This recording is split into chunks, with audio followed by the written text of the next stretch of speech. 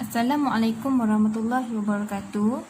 Pada hari ini, kumpulan kami akan membentangkan mengenai pemikiran reflektif dalam membuat keputusan dan bertindak sebagai Majlis Perwakilan Pelajar ataupun MPP. Okay?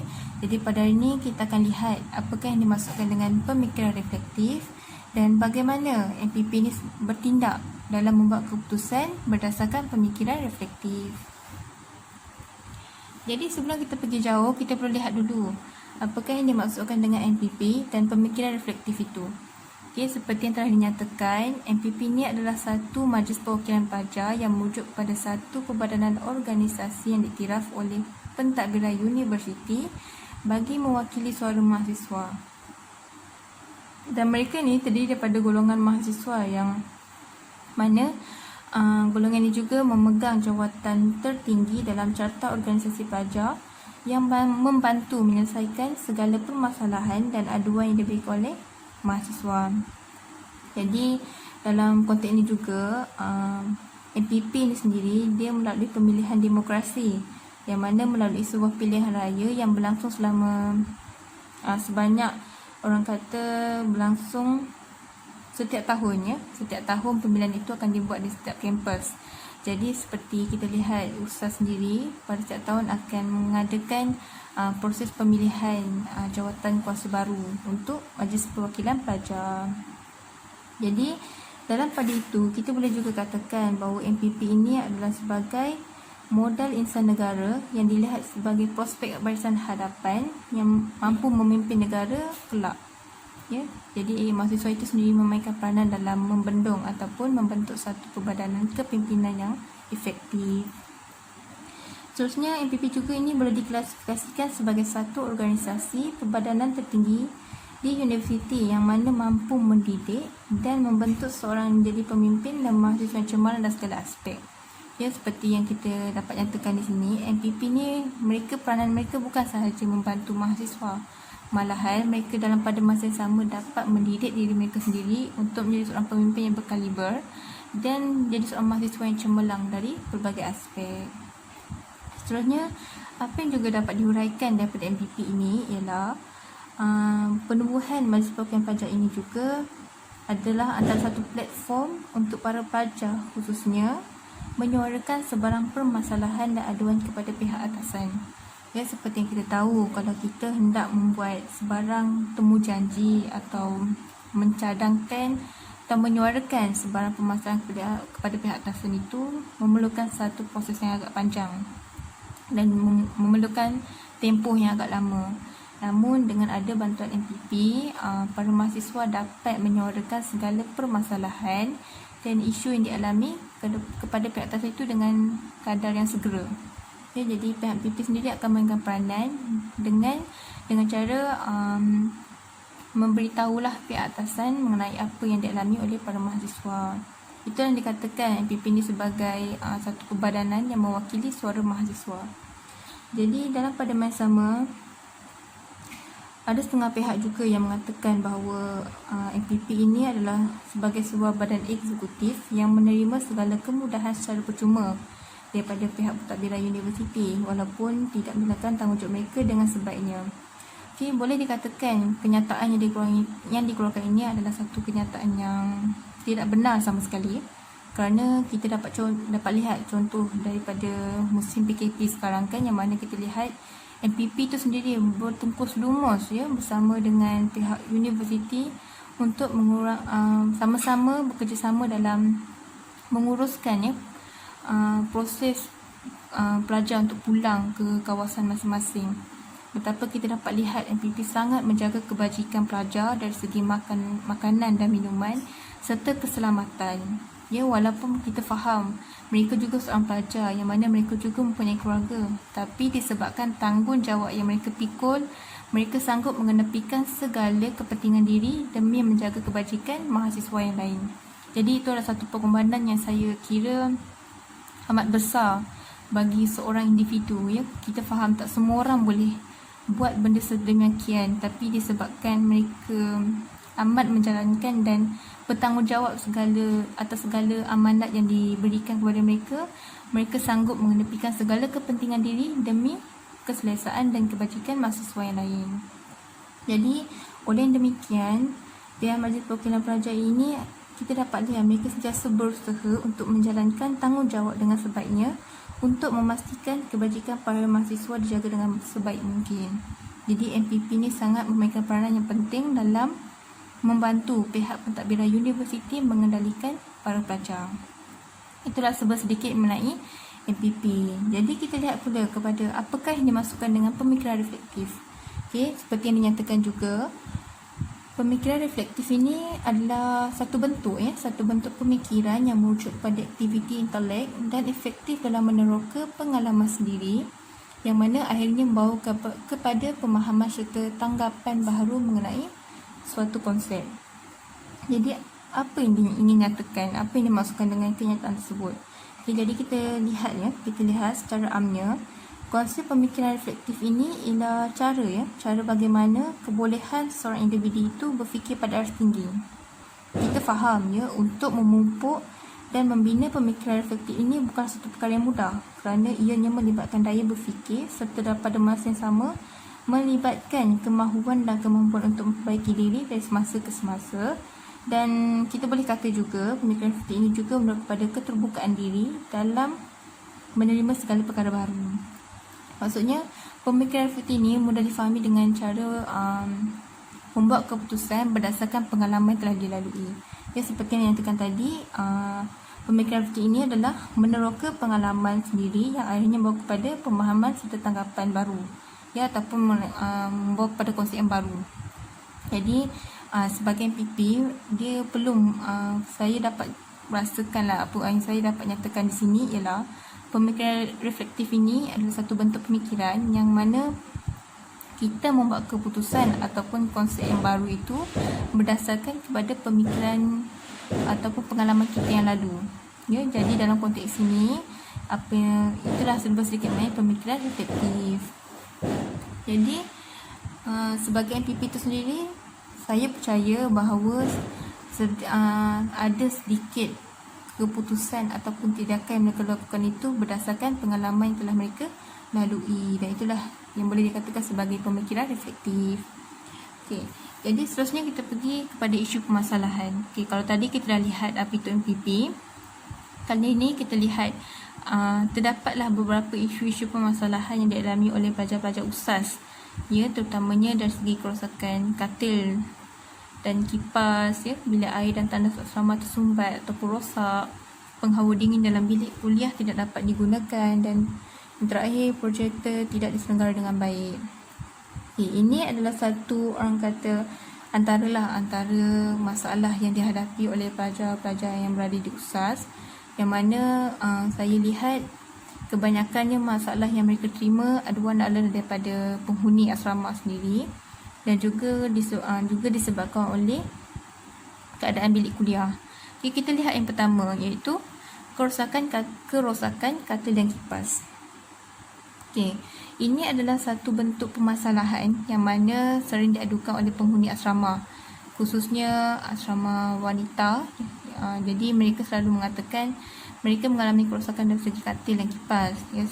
Jadi ini permasalahan lah bagi penghuni asrama, kerana mereka, jika yang kita lihat kan, kalau sekiranya mengalami kerosakan katil ini, ianya boleh membahayakan keselamatan seorang individu. Contohnya seperti mungkin mereka boleh cedera disebabkan katil itu patah ke, ataupun disebabkan terjatuh daripada katil yang disebabkan oleh katil itu telah rosak, dan itu menjejaskan keselamatan seorang individu. Dan mereka juga boleh dikatakan tidak dapat tidur dengan selesa yang disebabkan katil itu tidak dapat digunakan. Dan keadaan kipas yang rosak juga menyebabkan para pelajar yang berada dalam bilik tersebut, penghuni dalam bilik tersebut berasa panas dalam keadaan suasana yang agak tidak selesa. Seterusnya, bilik air dan tandas asrama tersumbat serta rosak ini juga permasalahan yang terbesar jugalah yang kiranya penghuni asrama sering adukan kepada pihak atasan, kerana disebabkan bilik air dan tandas tersumbat itu, mereka sukar untuk menjalankan aktiviti harian lah, seperti mandi dan sebagainya, kerana mereka terpaksa menunggu giliran untuk menggunakan tandas kerana bilik air itu sendiri kuantiti yang boleh digunakan itu adalah terhad. Jadi itu adalah isu-isu permasalahan yang sering dihadapi. Jadi untuk penghawa dingin dalam bilik kuliah tidak dapat digunakan. Itu juga satu permasalahan bukan kepada para pelajar saja, malahan dia juga memberi masalah kepada para pensyarah untuk menjalankan proses pembelajaran dan juga pengajaran. Dan seterusnya adalah projektor tidak dapat diselenggarakan dengan baik. Projektor tidak dapat diselenggarakan dengan baik ini juga menjadi satu faktor permasalahan yang menimbulkan kepada kesukaran untuk menjalankan proses secara lancar. Proses pembelajaran itu secara lancar kerana boleh dikatakan setiap proses pembelajaran yang berlangsung dalam bilik kuliah itu bergantung juga kepada projektor ataupun skrin tayang itu tersebut, kerana kita sebagai pelajar universiti kurang menggunakan papan putih, jadi kita lebih kepada skrin tayang. Dan bila skrin tayang itu sendiri rosak dan projektor itu rosak, jadi proses pembelajaran itu tidak dapat berjalan dengan lancar dan terpaksa menggunakan bahan yang sedia ada sahaja. Jadi setiap permasalahan yang dihadapi itu semestinya ada kesan. Kesan daripada permasalahan yang dihadapi kita lihat yang pertama, iaitu para pensyarah dan pelajar tidak dapat menumpukan sepenuh perhatian kepada proses pembelajaran dan pengajaran.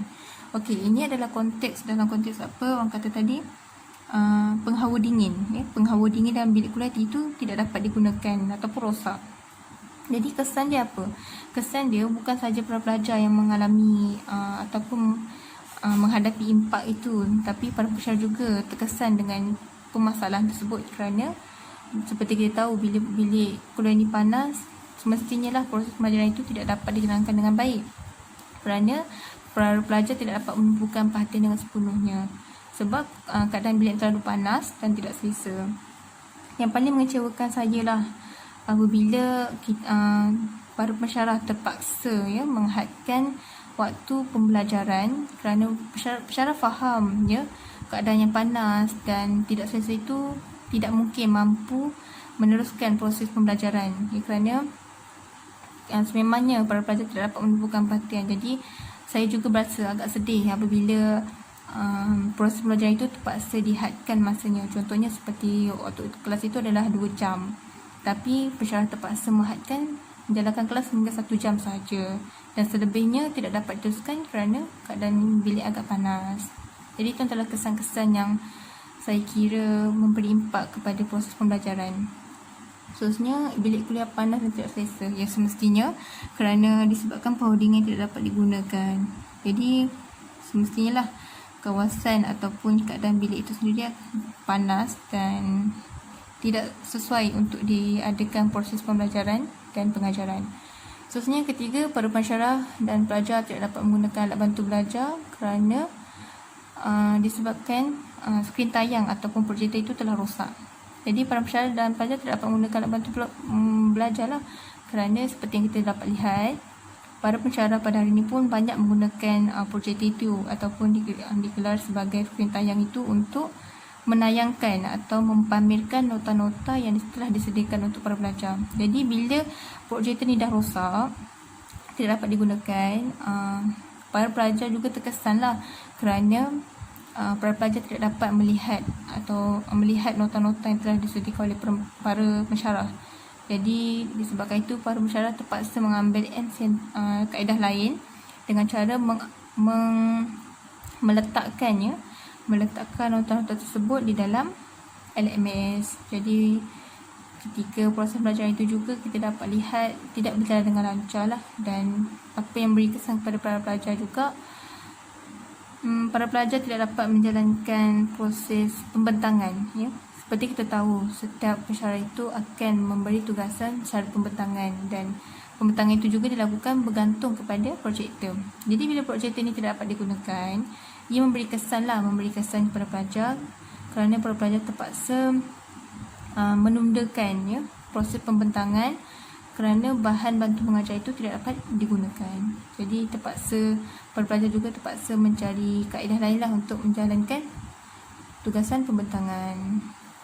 Seterusnya, bila air dan tandas berbau, ini juga disebabkan oleh penggunaan tandas itu sendirilah yang mana rosak dan tersumbat. Jadi bila dah tersumbat, bilik air itu akan berbau dan itu memberi kesanlah kepada penghuni asrama kerana mereka akan duduk dalam suasana yang tidak selesa ya dengan keadaan yang sedemikian. Dan dalam pada yang sama, kesan dia juga penghuni asrama itu tidak dapat menggunakan tandas dan bilik air dengan sebaiknya. Dan yang kedua terakhir ialah para penghuni asrama terpaksa menunggu giliran dalam menggunakan bilik air dan tandas. Ya, betul. Ya, apabila keadaan bilik air ataupun tandas itu sendiri mengalami kerosakan, jadi para pelajar ini terpaksa menggunakan bilik air dan tandas itu secara giliran. Ya, kerana kita dapat lihat penghuni asrama mengatakan bahawa mereka terpaksa tunggu giliran untuk menggunakan tandas sebab kuantiti bilik air ataupun tandas yang boleh digunakan itu adalah sangat sedikit. Jadi ini boleh menjejaskan keselesaan para penghuni khususnya. Dan yang terakhir, bilik asrama tidak selesa dan panas. Ini juga disebabkan oleh permasalahan yang melibatkan kipas rosak. Jadi bila kipas rosak ni kita dapat maklumlah yang bahawasanya keadaan bilik itu akan berada dalam keadaan yang tidak selesa. Jadi para pelajar yang berada dalam bilik pun nak buat yang ingin membuat ulang kaji pelajaran juga agak sukar kerana bilik itu tidak dapat dihuni dengan selesa. Keadaan yang panas jadi disebabkan keadaan yang panas. Jadi segala aktiviti yang ingin dilakukan dalam bilik itu seperti mengulang kaji pelajaran, melakukan ibadah solat tidak dapat dilakukan dengan sebaiknya. Jadi itu adalah antara kesan daripada permasalahan yang dihadapi. Okey, hai, Assalamualaikum. Saya Nuria binti Salih. Saya akan sambung pada poin yang seterusnya iaitu kesan terhadap permasalahan. Okey, kesan terhadap permasalahan ni boleh dibagikan kepada dua bahagian iaitu yang berkaitan dengan bilik kuliah dan juga asrama. Kalau macam bahagian bilik kuliah ni, macam permasalahan dia sudah dinyatakan tadi oleh rakan saya. Jadi dia macam kalau berkaitan dengan bilik kuliah, dia boleh dikatakan sukar memberi tumpuan dalam pembelajaran. Contohnya kalau macam kemudahan aircon, pengawal dingin tu rosak. Jadi dia mesti kelas tu dia mesti akan suhu dia meningkat, panas. Jadi dia akan membuatkan pelajar untuk susah untuk fokus dalam pembelajaran dan turut memberi kesan kepada pensyarah untuk mengajar dalam keadaan suhu yang panas. Okay. Jadi yang kedua adalah berkaitan dengan projektor dia. Kalau macam misalnya projektor tu rosak. Jadi kalau projektor tu rosak, sudah tentu pensyarah sukar menjalankan aktiviti dalam menerangkan pembelajaran. Jadi kalau macam pensyarah tu dia macam kalau setakat nak guna lisan, dia memang susah lah. Jadi itu pentingnya projektor untuk pensyarah lebih senang memberi penerangan kepada para pelajar. Jadi yang berkaitan dengan asrama pula adalah kesan yang boleh dilihat daripada permasalahan berkaitan dengan tandas adalah tandas akan berbau busuk dan tidak dapat digunakan. Bayangkan bila para pelajar mengalami kerosakan tandas, bila tandas tu tersumbat, macam mana para pelajar akan guna? Macam mana penghuni asrama akan guna tandas yang tersumbat? Dan lagi satu, ini pasti akan buat situasi yang macam berebut-rebut untuk menggunakan tandas. Sebab bila ada tandas yang tersumbat, mesti tandas akan jadi limit lah. Jadi terhad untuk semua penghuni asrama. Jadi ni macam bagi kesukaran lah untuk mereka. Seterusnya, tidak mendapatkan keselesaan ni boleh dikatakan pada bahagian bilik. Pada bahagian bilik, bila kan bilik kalau bahagian asrama, dorang akan disediakan cuma kipas saja. Jadi bila kipas rosak, pelajar mungkin akan mengalami kesukaran untuk tidur pada waktu malam sebab panas. Satu bilik macam di USAS diberikan satu bilik 4 orang. Kalau asrama dalam 4 orang dengan ruang bilik yang tidak terlalu besar dan tidak terlalu sempit. Lepas tu bayangkan kalau kipas yang disediakan rosak, macam mana para pelajar untuk mudah tidur ataupun ingin membuat ulang kaji. Jadi bilik tu mesti akan panas. Bayangkan. Jadi dia tu kesan terhadap masalah yang timbul kalau berkaitan dengan asrama, berkaitan dengan bilik asrama. Okey. So kita masuk pada tindakan MPM. Tindakan MPM pula, apa yang MPM boleh lakukan berdasarkan permasalahan, iaitu dengan mendengar dan mengumpul semua aduan yang diberikan oleh pelajar. Apa yang pelajar berikan tu MPM seharusnya mendengarlah, lepas tu mengumpulkan, lepas tu mengkategorikan mengikut yang boleh dikasih kelompokkan lah aduan-aduan tu.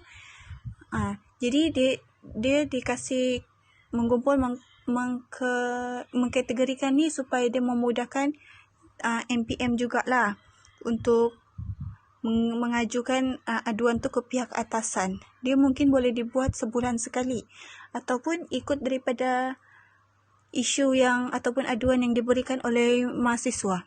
Jika dia berkaitan dengan tandas, mustahil lah kalau MPM akan buat sebulan sekali kan, sebab tandas ni dia keperluan yang penting sebab penghuni asrama akan guna untuk setiap hari.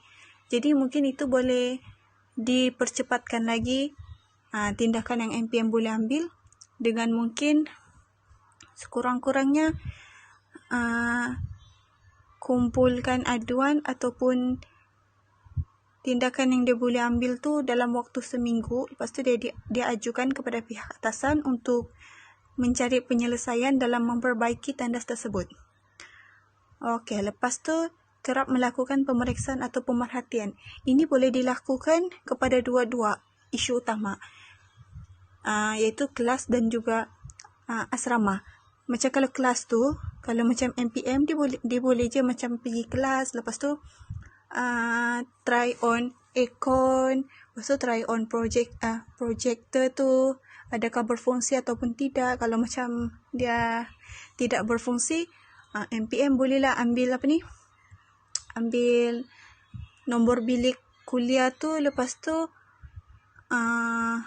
buat aduan ke pihak atasan untuk pihak atasan macam memudahkan kerja setiap pihak lah. Begitu. Begitu juga dengan asrama. Macam MPP ni kan dia macam terbagi, ada bahagian asrama punya.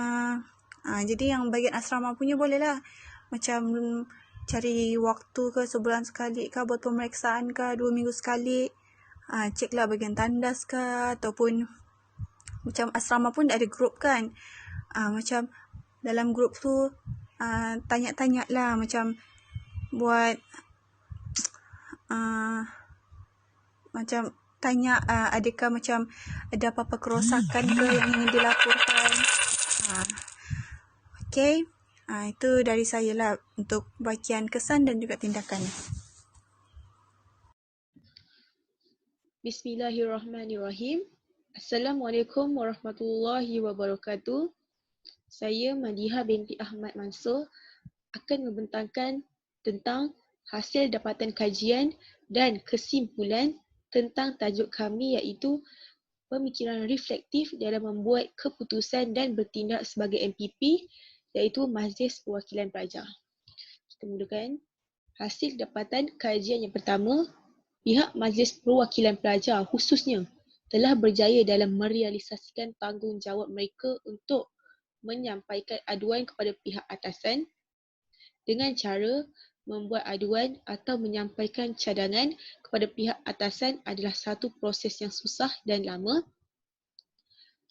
Oleh itu, dengan kerjasama MPP, segala aduan, cadangan dan permasalahan dapat dilakukan dengan pantas.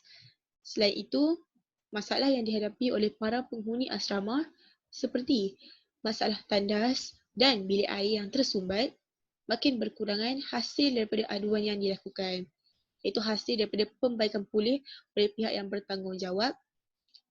pelaksanaan pembaikan pulih penghawa dingin juga dilakukan secara berperingkat mungkin disebabkan faktor kewangan pihak universiti. Walau bagaimanapun, segala pembaikan yang dilakukan ini juga hasil kerjasama yang diberi oleh pihak MPP.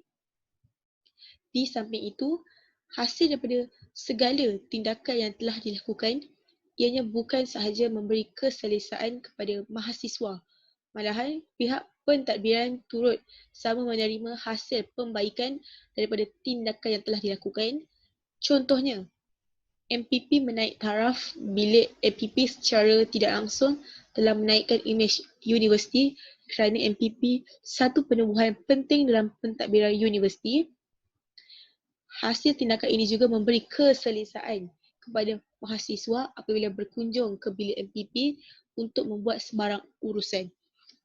Tambahan pula, proses menaik taraf yang telah dicadangkan oleh pihak MPP secara amnya sedikit sebanyak amat menyumbang kepada kenaikan taraf pentadbiran universiti dan tidak dinafikan bahawa segala perlakuan ini juga didorong oleh kerjasama antara pihak MPP dan juga pihak universiti.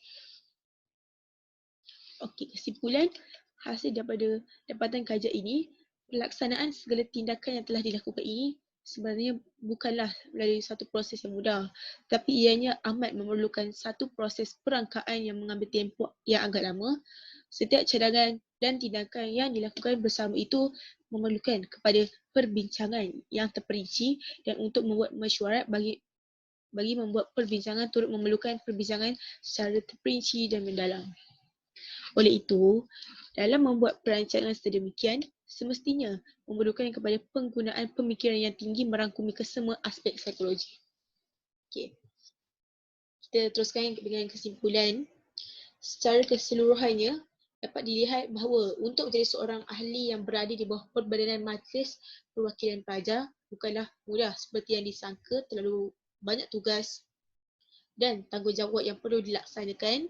Maka pihak MPP perlu menjalankan amanat yang telah diberikan kepada mereka oleh pihak pentadbiran dengan sebaik mungkin, kerana semestinya amanat dan tanggungjawab itu adalah dua perkara yang amat penting untuk dijaga dan dilaksanakan.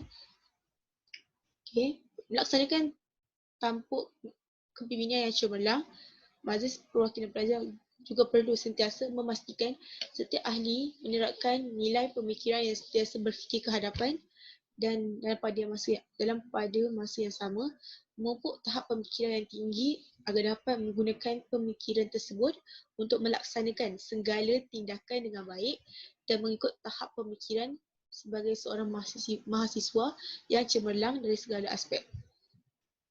Okey, sememangnya seperti sedia maklum, tahap pemikiran sebagai seorang mahasiswa perlu lebih tinggi pemikirannya berbanding para pelajar sekolah. Oleh itu, apa yang dapat dirumuskan kepada keseluruhan kajian yang telah dilakukan ini jelas menunjukkan bahawa betapa pentingnya kewujudan Majlis Perwakilan Pelajar kerana dengan adanya perbadanan ini, ia mampu menjadi platform untuk menyampaikan suara mahasiswa-mahasiswa yang lain. Sekian, terima kasih.